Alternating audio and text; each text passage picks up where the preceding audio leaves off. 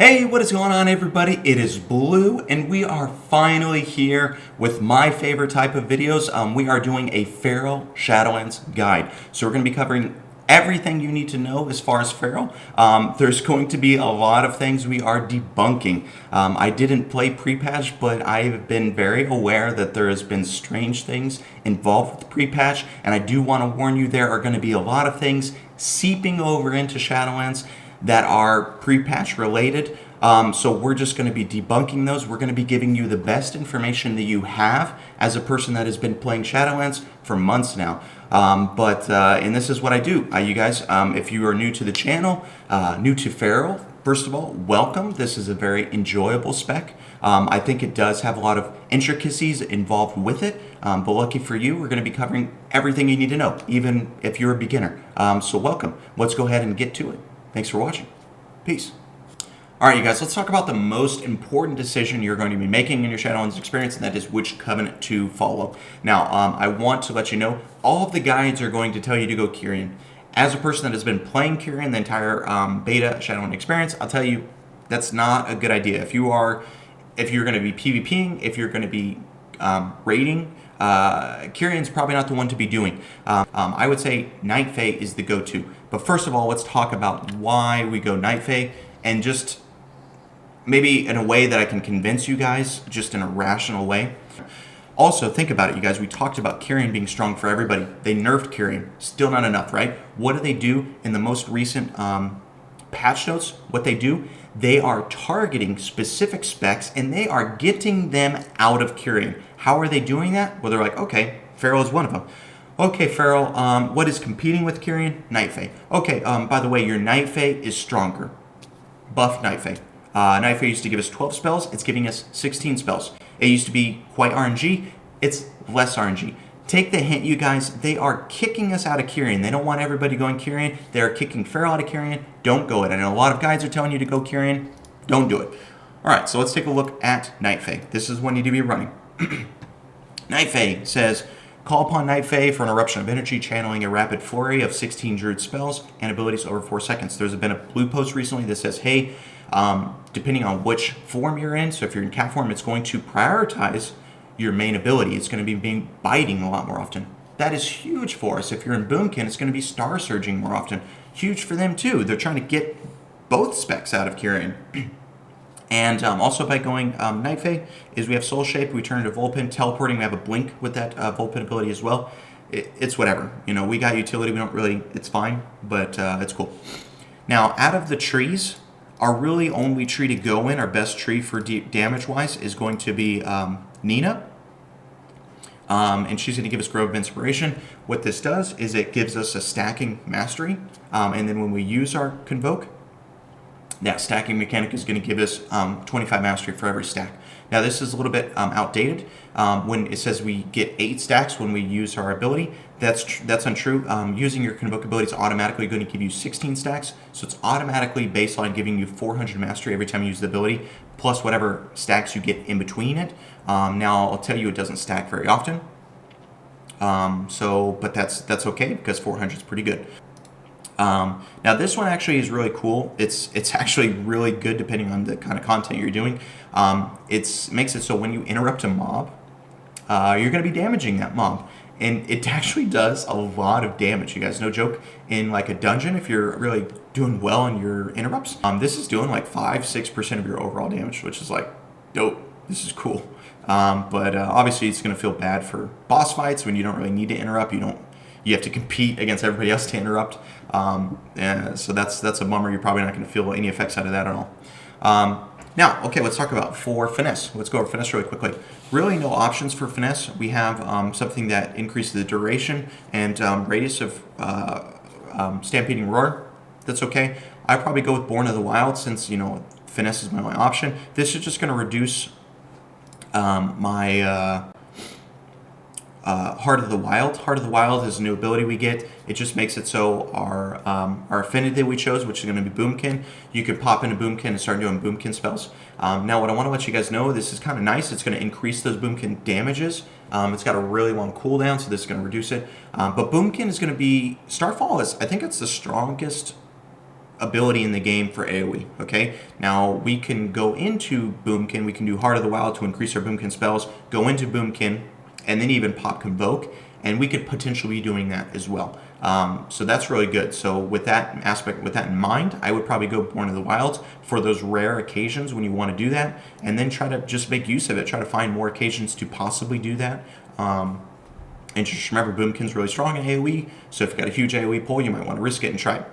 Now for Endurance, we have Innate or Resolve. I'd probably go this one. It says Regrowth and Frenzy Regeneration Healing is increased by 12% on yourself, and this keeps on stacking up to 28%, almost 30%. This is really good because you will still regrowth yourself. Another option is Tough as Bark, where it may be a little bit more PvP related, which is going to reduce the cooldown on Bark skin. Really good there. This will eventually get down to 24% on a low cooldown already, so that's really great. And then another option is Well Honored Instincts. When you fall below 40%, you cast Frenzied Regeneration up to once every 90 seconds, and that time's reduced. Now for Potency, Feral, you are always going to want to go Taste of Blood. Any content you're doing, your Taste of Blood. What this is going to be doing is it's going to be increasing your bite damage per bleed on the target. Even at the beginning, it's only 2%, but this is enough to say, hey, you have to Thrash in your rotation. Blizzard, instead of fixing Thrash, they're always putting Band-Aid fixes saying, hey, let's do something where it makes them have to Thrash. Here it is right here. And then the last one, in Mythic Plus, you're probably going to want to go Carnivorous Instincts, which is, it depends, right? On Mythic Plus, on weeks where it's, for instance, Tyrannical, I always forget the name. So if it's Tyrannical, no, not the other one. I don't want Tyrannical. I want Fortified, I think that's what it's called, where the ads, live longer. That's probably where you're going to be wanting doing. That's usually where you go Predator. So when an ad dies, you're going to be refreshing your Tiger's Fury. Now that just works really well with Carnivorous Instincts, which just says, hey, when you Tiger's Fury, the damage of Tiger's Fury is going to be increased. So that's really good. That's a good Mythic Plus one. Now for single target AoE, Conflux of the Elements, this is only for Night Fae. This is going to increase the damage that you do during your Convoke. So those spells that you do during Convoke, they're going to be increased. So you think about bites, check it out. It goes to 36%. You start doing a whole bunch of bites within that Convoke period, and those damage are going to be increased possibly because of this Taste of Blood, by a certain percentage, and by, max 36%. This is huge. This is going to make that ability just crazy, crazy strong. So that's probably going to be one to do for single target. Now, to make this just really simple for you guys, if you guys are ever be like, oh man, what is the talent to do? Very simple for Feral in general. Single target. What you do for single target is you go through everything, everything on the list, and you say, hey, what buffs my bite? That's all you care about. So Sabretooth will buff your bite. That's a bite one. This one, it's really anything you want. It's utility. I usually go Wild Charge for a little bit jumps. 30, you're always going to be going Balance Affinity. For Mythic Plus, this is good. It gives us Typhoon. Feral is kind of lacking in the utility department, unfortunately. I don't know how.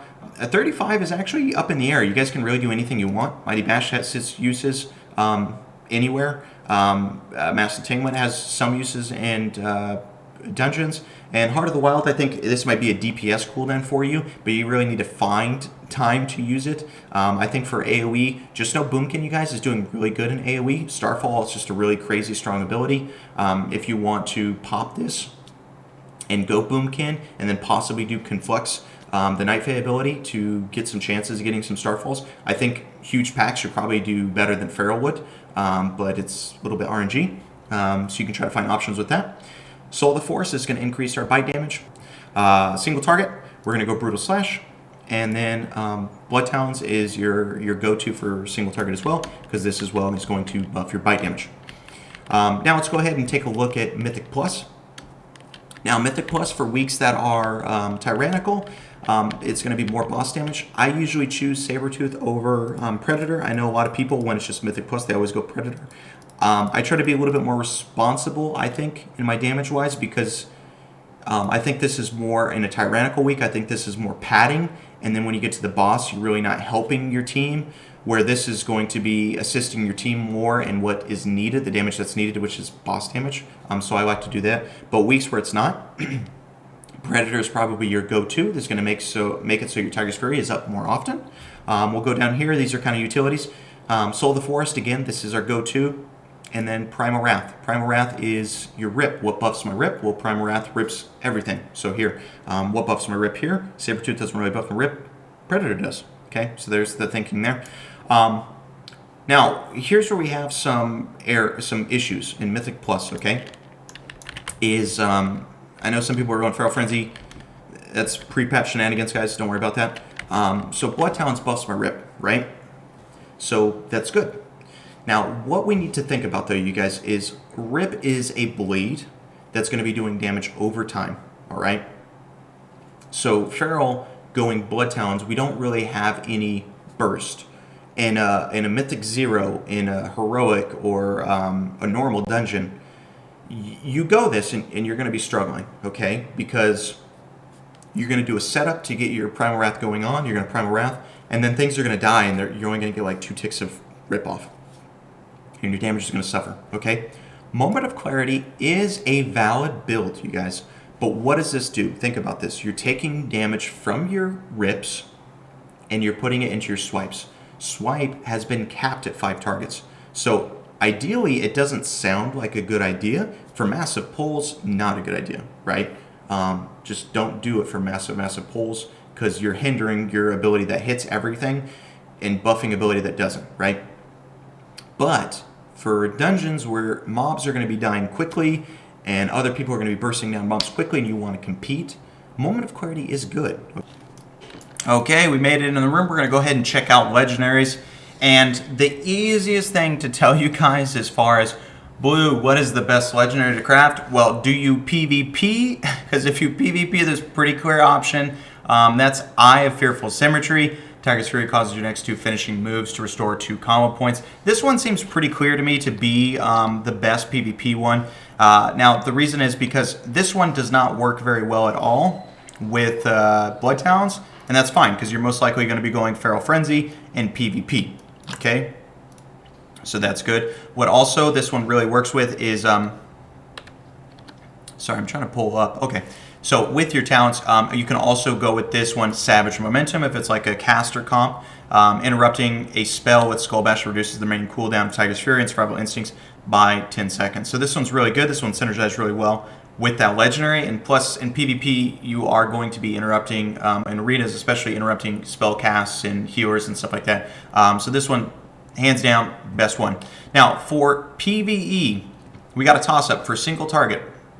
We have Cat Eye Curio. All the guides are telling you Cat Eye Curio. This is the multi-tool. This one's good. Great single target, great AoE.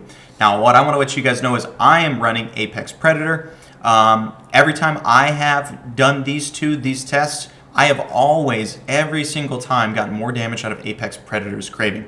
Apex Predator's Craving says rip damage has a 4% chance to make your next ferocious bite free and deal the maximum damage, okay? So I'm just going with what works for me and what has been best for me, all right? Now, if you guys want to know, be like, hey, Blue, I know you're running this legendary. Can you sim it? And then I can sim a buddy of mine that's going whatever. Hit me up. I'll do that. Now, my beef here is this one's got a really low percent chance to proc. It doesn't happen very often, but it's a free bite.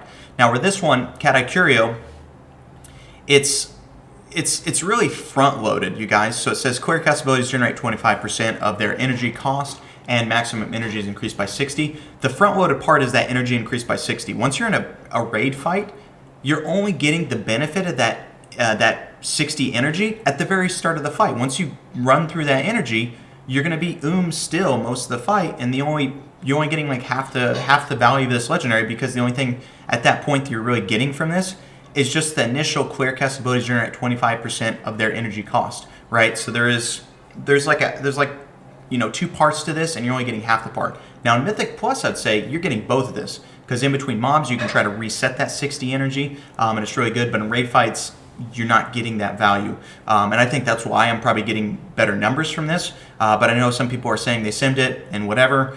We can let them say whatever, but for me, this is what I'm running and this is what works best. I would also say that this legendary is by far probably the best legendary for Feral as far as fun to play. This one's really fun. This one's also really good in Mythic Plus, as well as Cat Eye Curio, by the way. But this one's really fun. You get big mobs, you Primal Wrath everything. With all those rips out, you start getting procs of these free bites all the time. So you just start crushing people with these bites. So that one's really good.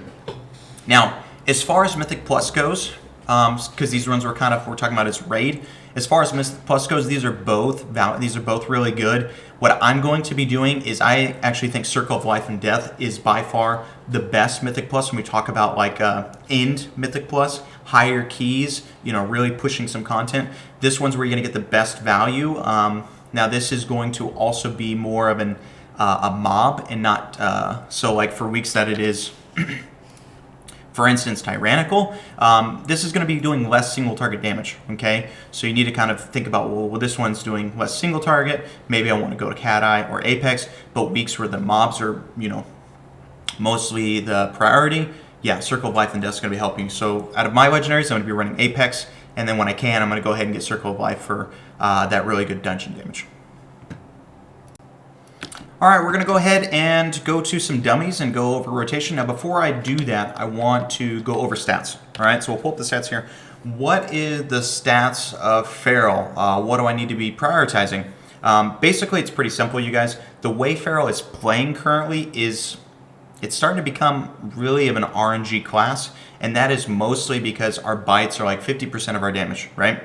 With bites being 50% of our damage, your damage is kind of going up and down depending on how well you crit. How well are those bites critting? If you're getting, if you got a lot of crit and they're not critting very well, your damage is going to go down really bad. Or, if you're critting more than your percentage of crits on those bites, your damage is going to go up. So unfortunately, Feral is probably the most dependent on crit than we've ever been. And that's kind of sucks because we know this expansion, as we go up a lot on a certain stat, that we start getting less and less value from it. Unfortunately, that's just the case. Feral is going to become this RNG class where we're really dependent on crit. Now we can try and stabilize that damage a little bit by getting more crit. So what we're going to be doing is you're going to be running crit, and then even in Raid and in Mythic Plus, it's still going to be crit and Mastery. Mastery is going to be your go-to to also help boost those bleeds for dungeons, and then the bleeds are non-existent in single target, but it also helps your bites. Now, as a third stat, because we're probably not all going to be crit, just Mastery. Versatility, if you grab some versatility, not a bad stat. It's obviously less than crit and then less than Mastery, but haste is pretty much a dead stat to us. Okay, we don't really get much value out of haste. Haste will in Mythic Plus, you could be like, well, it's going to make my bleeds tick a little bit faster. Mastery is going to do the job better. Also, haste is going to help you with regen energy. The value of you regenerating energy is really low, so you just want to stick it to crit and Mastery. All right, you guys, we could spend a lot of time talking about rotation. Unfortunately, I'm just going to go at the dummy, and I'm going to try to put a list up beside me. It's going to change a little bit depending if you're Kyrian or Night Fae. Fortunately, I am Kyrian, so I'm just going to be showing that rotation. But we're just going to go into it. The first thing you kind of need to think about is you want to get Blood Talents procs, and you want to save your cooldowns. So you're going to go ahead and see this. Break, Shred. Okay, we got all of our abilities. We're going to pop all of our cooldowns now.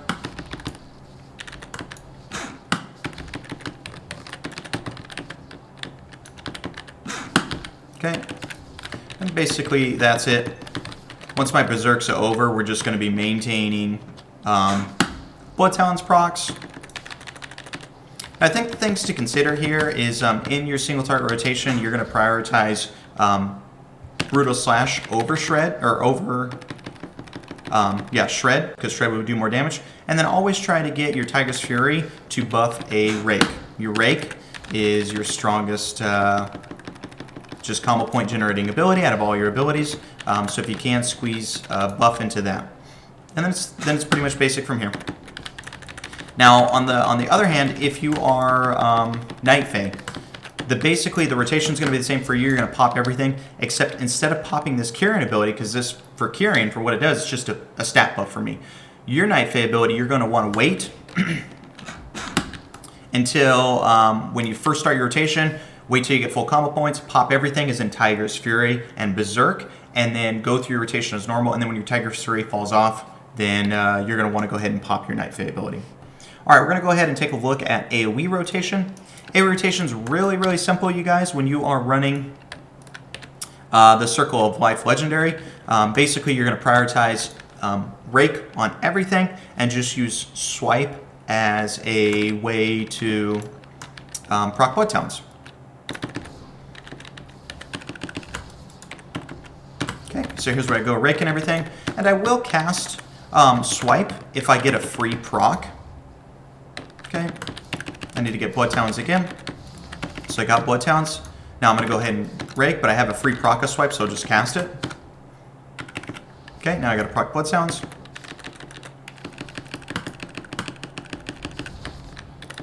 Rake. Rake. Rake. Rake. Free Swipe. Thrash for Blood Talons. Rake. Okay, pretty simple. Basic. It's going to kind of look like that. Now you can use your Berserk for AoE with this legendary because you're going to be raking so much with this legendary that it is going to buff those rakes, which is great. Okay, so I went and showed you kind of an AoE rotation with Circle of Life.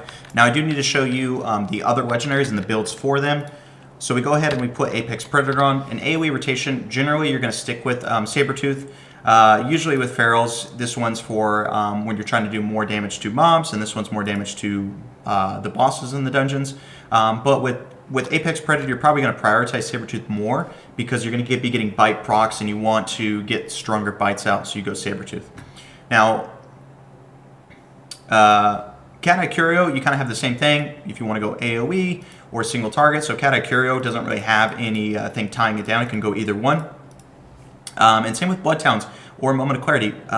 With Cat Eye probably favors Moment of Clarity really well. They really mesh together. Now the difference between these two is more of a burst upfront damage. So like in lower keys or where other people are doing a lot of damage and the mobs are just dying really quickly, you're not going to get as much value out of its Blood Talons and out of your bleeds in general. Okay, so we know the builds. We know the legendaries kind of may change the builds and stuff like that. But now let's look at the kind of nitpicky stuff. When do we rake versus when do we swipe? So this is also done with, I would say, a good amount of mastery. You can probably do more mastery in this, but just know mastery may affect your rake damage. Okay, and these are non-crits. So rake initial damage is around 550. Rake dot, we're going to say dot hits 6 times. So 400 damage multiplied by 6 times is 2,400. We add this initial in and we're at around 3k. So one rake is doing around 3k damage. That's pretty good, right? Now swipe, it's doing a lot less damage, 572, but swipe has the ability to hit 5 targets, okay? So around 2,800. So we're actually pretty close in damage-wise, you guys. Now you guys are going to be like, oh, okay, but rake's stronger, so I'm always going to rake targets.